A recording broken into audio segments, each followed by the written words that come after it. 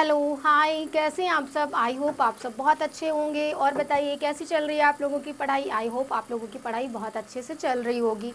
आज की अपनी इस श्रृंखला में पिछली क्लास में हमने धागों के प्रकार के बारे में डिस्कस कर लिया था। अगर आप लोगों ने हमारी पिछली क्लास नहीं देखी है तो आप हमारे चैनल पर जा करके पिछली क्लास को ज़रूर देखिए। जब वो आप देखे हुए होंगे तभी आपको आगे ज़्यादा अच्छे से समझ में आएगा, क्योंकि हम लोग क्या करें, स्टेप बाय स्टेप चल रहे हैं।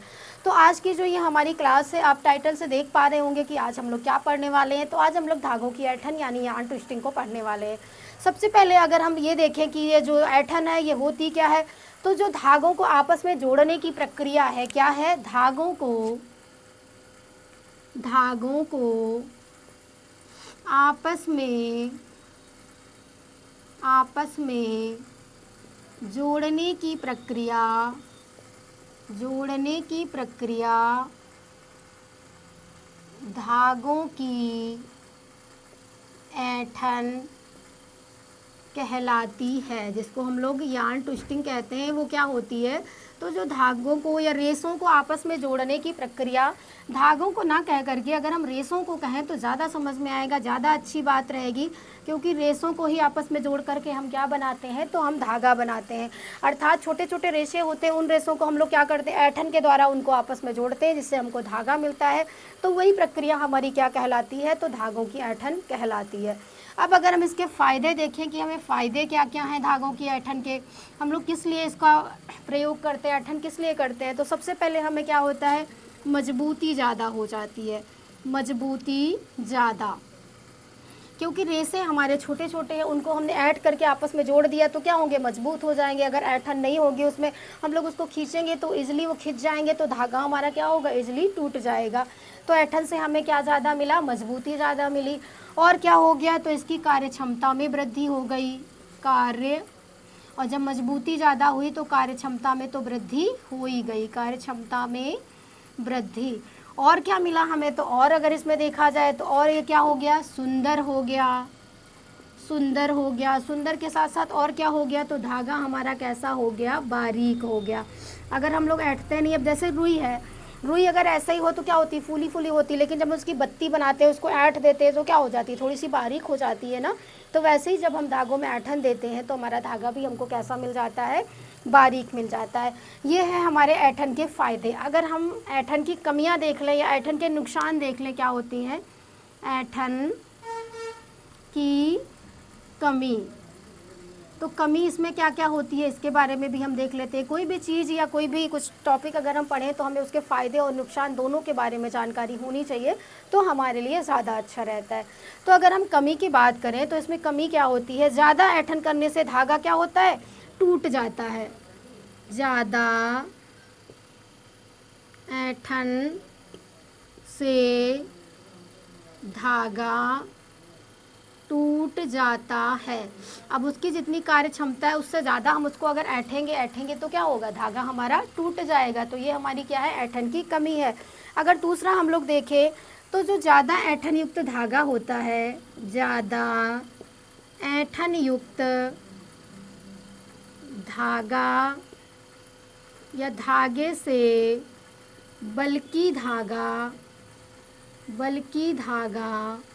नहीं बनाया जा सकता। बल्कि धागा अभी पिछली क्लास में हमने पढ़ा हुआ था। बल्कि धागे बनते कैसे हैं, तो ये हमारा एक सिंपल सा धागा ऐसे ही तो होता है, ऐंठे हुए धागे होते हैं। और इसमें क्या किया जाता है, यहाँ से एयर प्रवेश कराई जाती है, जिससे ये और फूला फूला लुक दे देते हैं। बल्कि यार्न जो हमारे होते हैं और फूला फूला लुक दे देते हैं। तो अगर बहुत ज़्यादा ऐंठन है, उसमें हवा जाने के लिए, हवा भरने के लिए जगह नहीं है, तो हमारा क्या बल्कि धागा बन पाएगा, तो नहीं बन पाएगा बल्कि धागा। और अगर हम लोग देखें तो इसमें क्या होता है, तो जो बल्कि धागा नहीं बन पाएगा और ऐंठन से धागा हमारा क्या होगा, टूट जाएगा। तो ये हमारे ऐंठन की कमियां हैं और ये ऐंठन के क्या हैं, फ़ायदे हैं। ऐंठन करने से हमको क्या क्या प्राप्त होता है। अब अगर हम लोग ऐंठन के प्रकार की बात करें कि जो ऐंठन होती है धागों में, ये कितने प्रकार से दी जाती है, इसके कितने प्रकार होते हैं। हर चीज़ का कोई ना कोई रूल होता है, तो ऐंठन का भी कोई ना कोई रूल होगा। ऐंठन के प्रकार, तो जो ऐंठन है हमारी, ये कितने प्रकार की होती है, तो ये 3 प्रकार की होती है। कितने प्रकार की होती है, तो आप बोलेंगे मैम ये 3 प्रकार की होती है। पहली होती है निम्न और दूसरी होती है मध्यम या इसी को बोला जाता है औसत। औसत और क्या होती है तो उच्च होती है। सबसे पहली क्या हो गई, निम्न हो गई, दूसरे को हमने क्या कहा, मध्यम कहा या औसत कहा, और तीसरे को हमने क्या कहा, उच्च कहा। सबसे पहले हमें यहाँ पर ये चीज़ देख लेनी है कि जो धागे की ऐंठन है, धागे की ऐंठन को TPI यानी ट्विस्टिंग पर इंच में मापते हैं या नापते हैं। ठीक है, TPI यानी ट्विस्टिंग पर इंच। तो अब अगर हम यहाँ पर TPI लिखेंगे तो आप लोगों को क्या होगा, समझने में कोई दिक्कत नहीं होगी। अभी जो आपका 26 सितंबर को Lucknow university BA second semester का एग्ज़ाम हुआ है, उसमें भी पूछा गया था कि धागों की ऐंठन को हम लोग किस में मापते हैं, या ऐंठन मापने के लिए किसका प्रयोग करते हैं, तो TPI था। और एक क्वेश्चन और आ गया था कि TPI का प्रयोग किसके लिए किया जाता है, तो धागों की ऐंठन को मापने के लिए उसका प्रयोग होता है। अब आइए इसमें देख लेते हैं, जो हमारी निम्न ऐंठन होती है ये क्या होती है, 0 से 3 TPI। दूसरी क्या होती है हमारी, तो जो दूसरी होती है हमारी 3 से 7 TPI। और जो अगली हमारी उच्च ऐंठन होती है वो क्या होती है, 7 से 12 TPI। निम्न वाली कितनी होती है, 0 से 3 ट्विस्टिंग पर इंच, यानी 1 इंच में कितनी बार ऐंठन दी गई होगी, 3 बार। और जो मध्यम वाली होती है 1 इंच में कितनी बार ऐंठन दी गई होगी, 3 से 7 बार। जो उच्च वाली होती है 1 इंच में कितनी बार ऐंठन दी गई होगी, 7 से 12 बार। ये धागों की क्या है, हमारी ऐंठन है, ऐंठन के प्रकार हैं। तो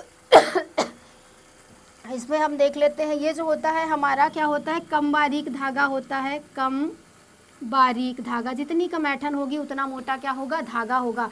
लेकिन इससे ज़्यादा हमको ऐंठन नहीं देनी है, जैसे ही हम इससे ज़्यादा ऐंठन देंगे तो धागा हमारा क्या होगा, टूट जाएगा। हम लोगों ने कमियां भी पढ़ रखी हैं। ये क्या होगा, औसत बारीक। और ये क्या होगा हमारा, उच्च होगा। धागा हमारा कैसा होगा, तो उच्च होगा, सबसे ज़्यादा उच्च होगा। अगर ये आपसे पूछ लिया जाए कि सबसे ज़्यादा ऐंठन, नोट करके आप लोग ये पॉइंट लिख लीजिएगा कि सबसे ज़्यादा ऐंठन,